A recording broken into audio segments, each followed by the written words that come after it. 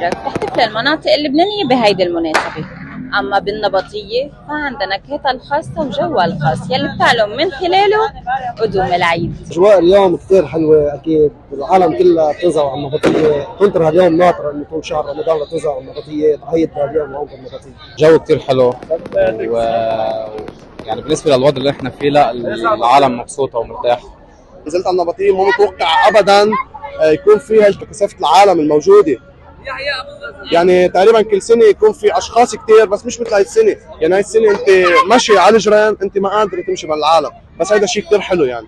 لأنه بيكون في كتير مفاجآت وأشياء حلوة وفرقاع. نزل على البيضة ونحضر الفرقاع. كل شيء حلو والفرقاع وهيك كل شيء حلو. عشان الأجواء اللي عم بتصير. طبعا نحن بنشكر منظمين الفعالية، نشكر العالم وعلى الجامعة الحلوة، نشكر الشيخ عبد الحسين صادق، بنشكره على الإبداع اللي عمله.